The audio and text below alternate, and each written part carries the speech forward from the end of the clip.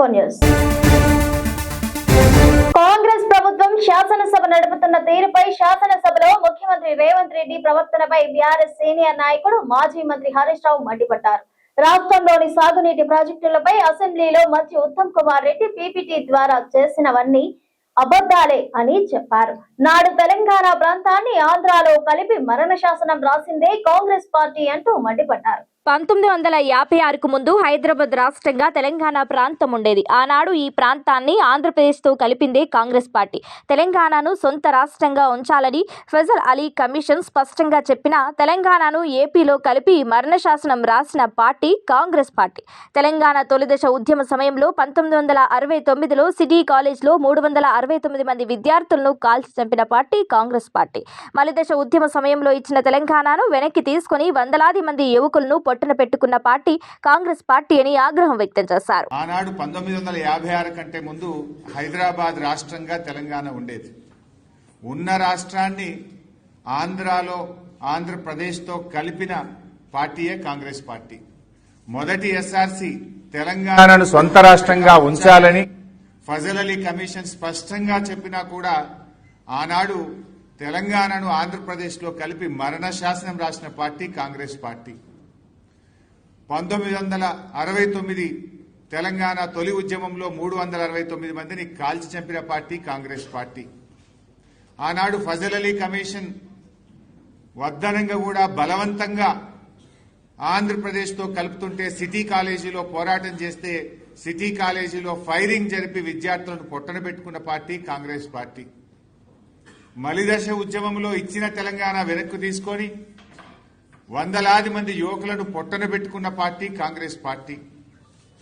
ఆనాడు ఫజల్ అలీ కమిషన్ రాష్ట్రాన్ని కలపొద్దని చెప్తూనే ఒకవేళ కలిపితే 174 టీఎంసీల నీటి వినియోగం లక్ష్యంగా అప్పర్ కృష్ణ, తుంగభద్ర ఎడమ కాలువ, భీమా వంటి ప్రాజెక్టులను రద్దు చేయొద్దని, ఆ ప్రాజెక్టులను కొనసాగించాలని చాలా స్పష్టంగా ఫజల్ అలీ కమిషన్ రికమెండ్ చేస్తే ఆనాడు ఆ ప్రాజెక్టులను రద్దు చేసి పాలమూరు జిల్లాలను వలసల జిల్లాగా మార్చింది కాంగ్రెస్ పార్టీ.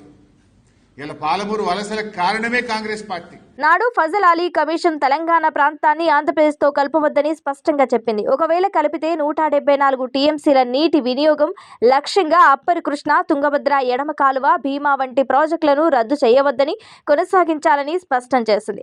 అయినా నాడు ఆ ప్రాజెక్టులను రద్దు చేసి పాలమూరు జిల్లాను వలసల జిల్లాగా మార్చింది ఈ కాంగ్రెస్ పార్టీ. పాలమూరు వలసలను కారణమే కాంగ్రెస్ పార్టీ. హైదరాబాద్ సొంత రాష్ట్రంగా ఉంటే ఆ ప్రాజెక్టులు పూర్తయ్యేవి. నల్గొండ ఫ్లోరైడ్ బాధలు, పాలమూరు వలసల బాధలు తప్పేవి అని అన్నారు. కాంగ్రెస్ ప్రభుత్వం గత 2 రోజులు శాసనసభను నడిపిన తర్వాత శాసనసభలో ముఖ్యమంత్రి రేవంత్ రెడ్డి వ్యవహార శైలిపై బీఆర్ఎస్ సీనియర్ నాయకుడు మాజీ మంత్రి హరీష్ రావు తీవ్ర విమర్శలు గుప్పించారు. రాష్ట్రంలోని సాగునీటి ప్రాజెక్టులపై అసెంబ్లీలో పవర్ పాయింట్ ప్రెజెంటేషన్ ఇస్తూ మంత్రి ఉత్తమ్ కుమార్ రెడ్డి చెప్పిన అబద్ధాలను హరీష్ రావు ఎండగట్టారు. కాంగ్రెస్ సర్కార్ అసెంబ్లీ సాక్షిగా ఏ విధంగా అబద్ధపు ప్రచారాలు చేస్తోందో వివరించారు. శాసనసభలో కాంగ్రెస్ పార్టీ తన ద్రోహాలను, వైఫల్యాలను కప్పిపుచ్చుకోవడానికే ఉత్తమ్ కుమార్ రెడ్డి కట్టుకథలను, రేవంత్ రెడ్డి బిట్టకథలను చెప్పే ప్రయత్నం చేస్తున్నారు. పూర్తిగా అబద్ధాలు చెప్పారు. తెలంగాణకు బీఆర్ఎస్ ఏదో అన్యాయం చేసినట్లు తప్పుడు ప్రచారం చేశారు. అసలు తెలంగాణ రాష్ట్ర ప్రయోజనాలు ఫలంగా పెట్టిందే కాంగ్రెస్ పార్టీ అన్నారు. కాంగ్రెస్ చేసిన ద్రోహాన్ని, మోసాన్ని సరిదిద్ది తెలంగాణకు శాశ్వత నీటి హక్కులు పొందే విధంగా ప్రాజెక్టులు నిర్మించి ఇచ్చిన చరిత్ర బీఆర్ఎస్ పార్టీది అని గుర్తు చేశారు. కేసీఆర్ గారు కేబినెట్ లో పెట్టిండు, ఆమోదించిండు, జీవో కూడా దీని మీద ఇచ్చి అంత గట్టిగా నిక్కచ్చిగా తెలంగాణకు నీళ్ల కోసం పోరాడిన నాయకుడు కేసీఆర్. ఎవడన్నా మెడ మీద తలకాయ ఉన్నోడు కేసీఆర్ గారు తెలంగాణకు నీళ్లలో అన్యాయం చేస్తుంటే నమ్ముతాడే?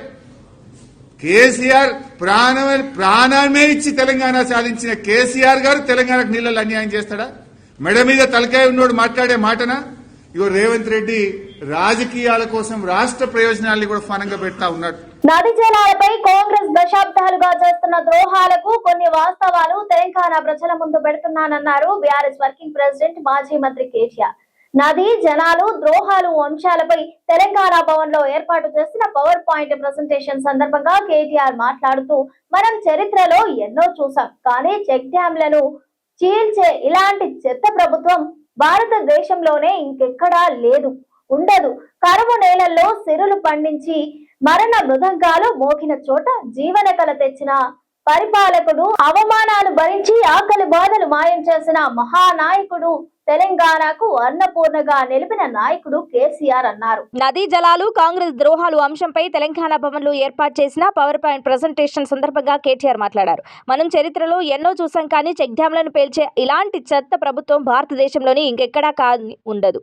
కరువు నేలల్లో సిరులు పండించి మరణ మృదంగాలు మ్రోగిన చోట జీవకళ తెచ్చిన పరిపాలకుడు, అవమానాలు భరించి ఆకలి బాధలు మాయం చేసిన మహానాయకుడు, తెలంగాణను అన్నపూర్ణగా నిలిపిన నాయకుడు కేసీఆర్ అన్నారు. 420 హామీలు ఇచ్చి ఎగవేసిన పార్టీని 420 సార్లు ఉరి తీయాలన్నారు కేటీఆర్.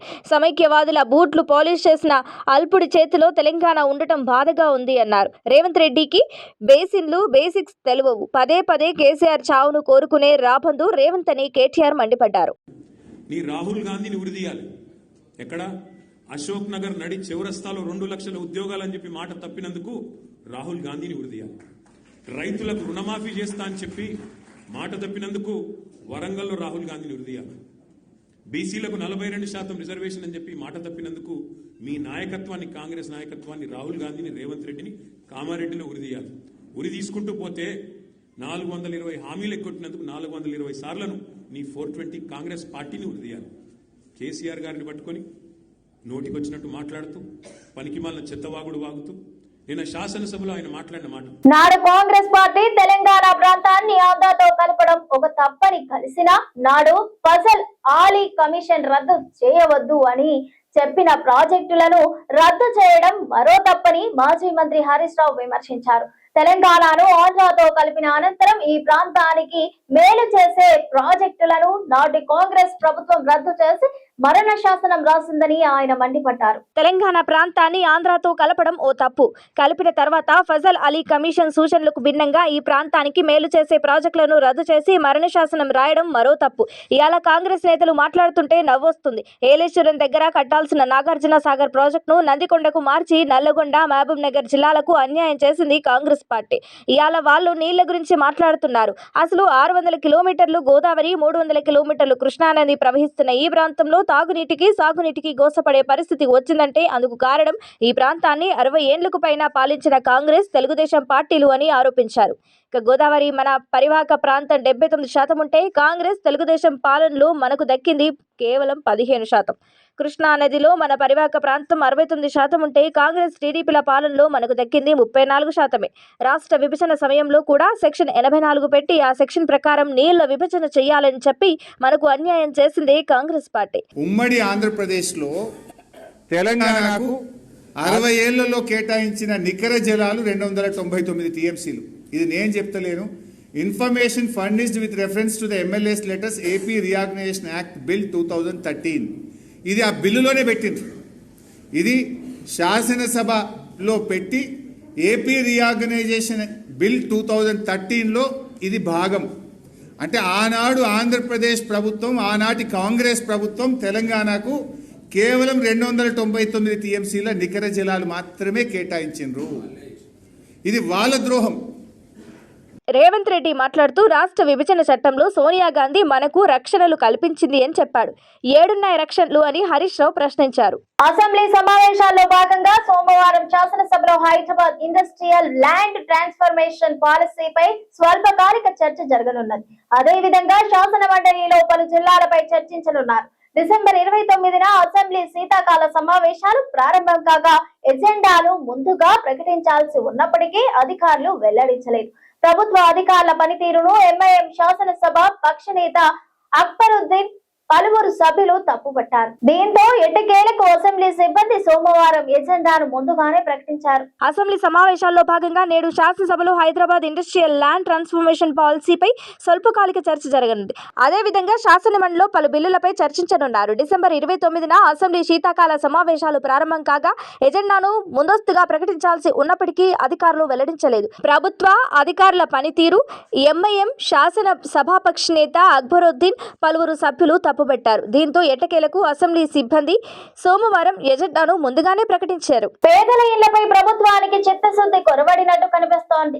ఇందిరమ్మ ఇళ్లపై సర్కారు చెప్తున్న మాటలకు క్షేత్రస్థాయిలో పరిస్థితి పొంతన లేకుండా పోయింది.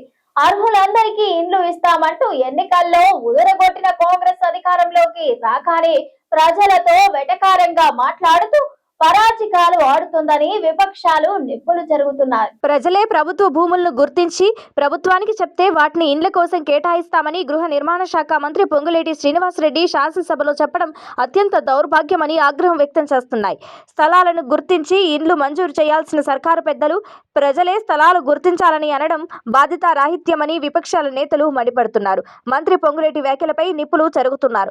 20 లక్షల మందిని అర్హులుగా గుర్తించినట్లు సభలో గొప్పలు చెప్పిన మంత్రి స్థలాల కొరతను సాకుగా చూపడం దారుణమని విరుచుకుపడుతున్నారు. అధికారంలోకి వచ్చి 2 ఏళ్లు పూర్తయినా ఒక్క ఇంటి నిర్మాణం కూడా మొత్తం పూర్తి చేయని కాంగ్రెస్ సర్కార్ లక్షల కొద్ది ఇండ్లు మంజూరు చేస్తామంటే ఎవరు నమ్మే పరిస్థితి లేదని తేల్చి చెప్తున్నారు.